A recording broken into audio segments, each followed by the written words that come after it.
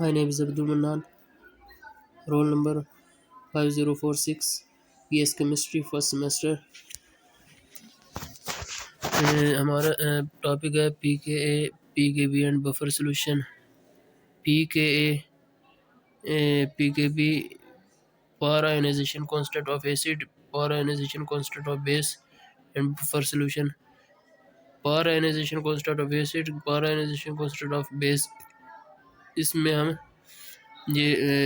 इसको हम एसिडिटी और बेसिक एसिड और बेस से नेचर और उसकी वैल्यू फाइंड आउट करने के लिए हम यूज़ करते हैं और इसकी वैल्यू फाइंड आउट करते हैं। तो सबसे पहले हम पी के ए को डिस्कस करते हैं। के ए का कंसेप्ट क्या है? के ए का constant ionization constant of acid का कंसेप्ट ये है कि पावर आयोनाइजेशन कांस्टेंट से पहले इसका concept acidic dissociation constant is a quantitative measurement of the strength of an acid in solution. ये एक क्वांटिटेटिव मेजरमेंट है और स्ट्रेंथ एक एसिड की स्ट्रेंथ की, यानी कि अब हम जब इसके अंदर स्ट्रेंथ फाइंड आउट करते हैं तो उसमें हमारे पास वैल्यूज़ वगैरह आती हैं। वैल्यूज़ के हिसाब से सबसे पहले हम formula p K a is equal to negative logarithm of 10 base negative logarithm 10। अब कंसिडर करते हैं डेसिसेशन ऑफ द कंपाउंड को, कंपाउंड की डेसिसेशन को। एच ए हमारे पास एक कंपाउंड है तो रिवर्सिबल रिएक्शन में आ जाएगा A negative plus H positive. The constant ionization constant of acid, constant acid react करता है इस तरह, यानी कि रिएक्ट करेगा K a is equal to A negative A bracket H positive bracket. फिर जब ये आपस में रिएक्ट करेंगे तो हमारे पास एच ए आ जाएगा ये ब्रैकेट में। तो एसिड की टर्म्स में K a can be inconvenient for practical purpose.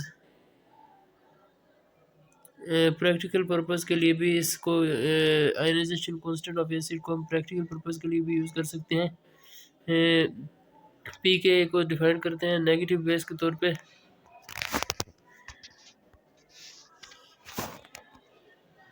Logarithm of acid dissociation constant solution की क्या है? P K a is equal to negative log 10 K A.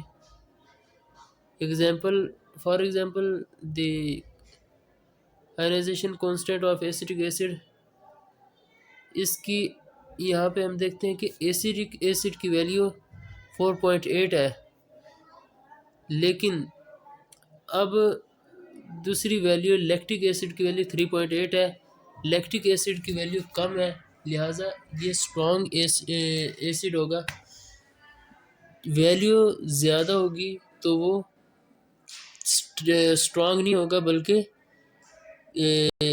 Weak acid होगा। तो इस तरह यानी कि पी के एक वैल्यू हम डिस्कस कर लेते हैं। उसके बाद p K b is the base dissociation constant. P K b दरअसल आयोनाइजेशन कांस्टेंट ऑफ बेस है। बेस डेसिसेशन कांस्टेंट को मेजर करते हैं comparatively base dissociate into its component ions in water. K b is equal to B plus O H minus B O H. P K b is equal to negative logarithm K b. A large Kb value indicates the high level of dissociation of a strong base. एक large के B value indicate करती है high level dissociation को strong base की। A lower P K B value indicate करती है strong base को। P K A and P K B are relate करते हैं, ये दोनों पी के ए भी और पी के बी भी दोनों रिलेटेड करते हैं सिंपल रिएक्शन से, पी के ए प्लस पी के बी। तो अब जब हम इसको ऐड करते हैं पी के ए प्लस पी के बी, अब दोनों की वैल्यू पी के बी हो चाहे एसिड और बेस, दोनों की वैल्यू 7 होती है एसिडिटी यानी कि। तो न्यूट्रल यानी कि अब हम इनको ऐड करते हैं P K A P K B को, जब ऐड करेंगे तो हमारे पास 14 आ जाएगा। इसी तरह आगे बफर सॉल्यूशन।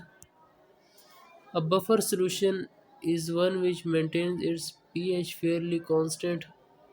बफर सॉल्यूशन एक ऐसा सॉल्यूशन है जो मेंटेन करते हैं पीएच को बिल्कुल fairly constant, addition of small amount of acid और बेस। स्मॉल अमाउंट चाहे वो एसिड हो चाहे बेस हो, उसको ऐड करके बफर सॉल्यूशन मेंटेन करता है पीएच को। पीएच वैल्यू मेंटेन करने के लिए बफर सॉल्यूशन यूज होता है। टू टाइप्स होती हैं बफर सॉल्यूशन की, acidic buffer, basic buffer. A weak acid